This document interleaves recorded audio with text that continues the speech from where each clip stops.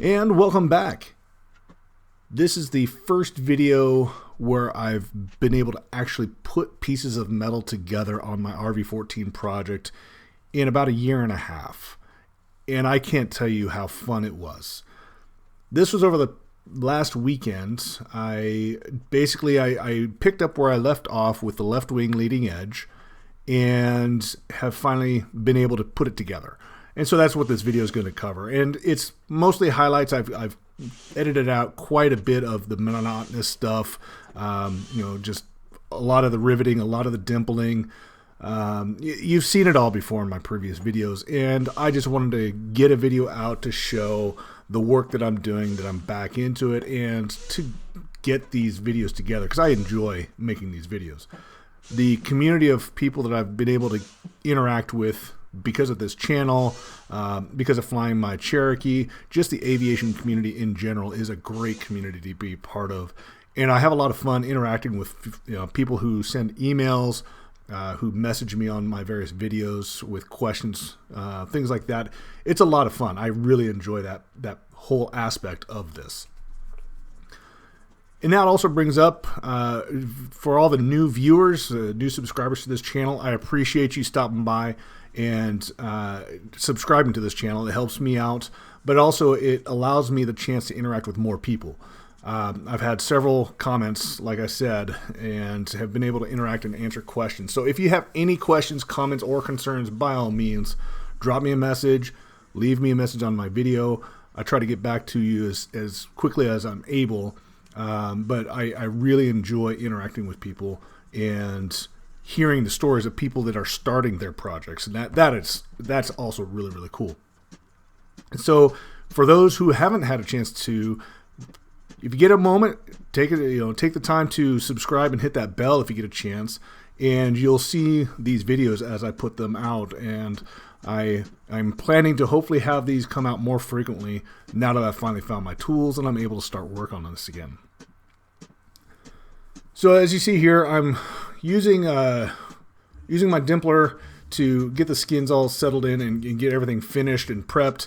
As you can see, I put the blue tape there because that's where the wingtips are going to attach, and you don't want to dimple those.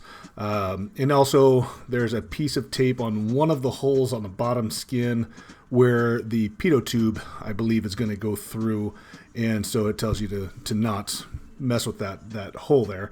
But everything else gets dimpled out to a number 40 dimple size. And again, this is because everything obviously is flush mounted on the wings and on the skins. Here you see me using my deburring tool, which basically just cuts the corners off of each of the edges to make them not sharp. One thing I've come to realize over the year or two of using this is that you really have to watch out for your knuckles. I've sliced my knuckles open a few times on the metal because I didn't keep my fingers away from the skin as I was dragging this tool. So that's one of the cautionary things you learn. But the process here is like I said, I'm picking up where I left off. That's kind of one of the things that took me a little while to get started with this over the weekend, is trying to remember what I had done before, trying to verify through my instructions manual where, what parts of or what steps I completed, things like that. So it's one of the drawbacks of not building for so long and then trying to get back into it, is trying to figure out where you left off. And I used a simple system of where, especially for the wings with the left and right side, I'll put an L/R because I know each step is done twice for the most part. And as I do it for the right wing or left wing, I'll mark and cross out that L or the R, whichever one happens to be the case. And so it allowed me to get back into this fairly quickly and easily. But again, it's one of those things where you look at, did I really do this step? And so it took a little double checking. Here I'm doing the access hatch piece. This is where you'll make so you can screw in the access hatch for the inspection. And I believe this is the portion of the wing where the pitot tube components will be accessed through. And then through the remainder of this process is just Trying to remember. As you see here, I'm double checking these parts, going back to the manual, and just getting back into the groove of, instinctively realizing how things are supposed to be orientated and how they're going to fit in and where they'll go.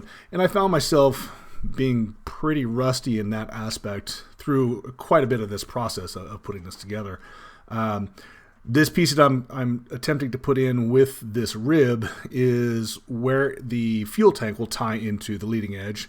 And so it's kind of the tie between the leading edge and the fuel tank. And that's where the screws for the fuel tank will attach here. But it just took me a moment to kind of really get the orientation, and that's why you see me going back and forth here.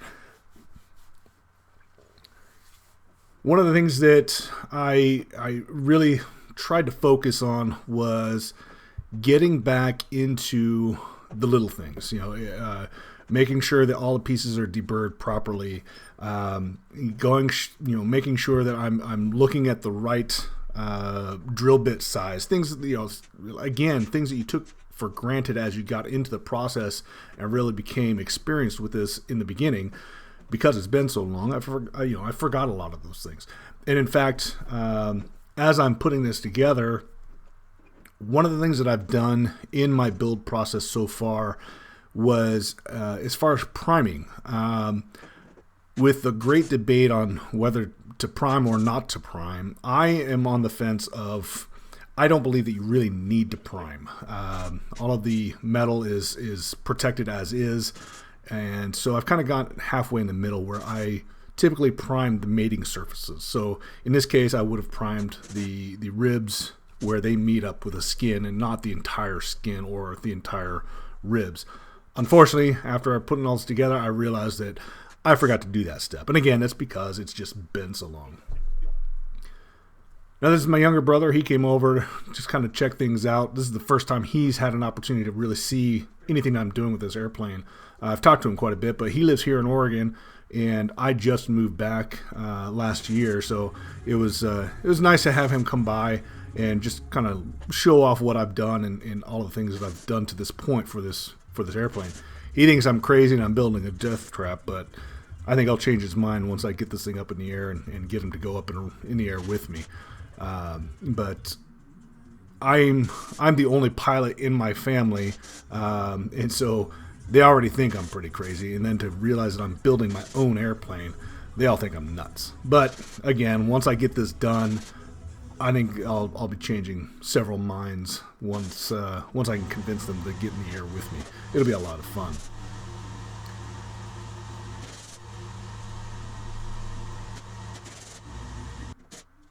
So here I'm putting in the J stiffener on the top edge of the leading edge here, and one of the things I've used before is a substructure dimpler, and it's, as I described before, it's slightly larger, like hundredths of larger than your standard dimpler. But for whatever reason, it made the holes a little bit too big, and I couldn't get the clecos to stay in place. So I kind of had to feel those and try to force it. So it turned out okay, but I may not use those substructure dimplers anymore. I didn't like how those worked. So anyway, I'm now kind of tying everything up, closing out the end ribs on this, and getting everything done. Now I'm just setting it on its edge so I can finish riveting the leading edge, the leading portion of the leading edge rivets. So I'm going to go ahead and cut this out here. Again, for those who have joined this channel, you're welcome to the channel. It's great to see you all. I appreciate you, and we'll see you in the next video.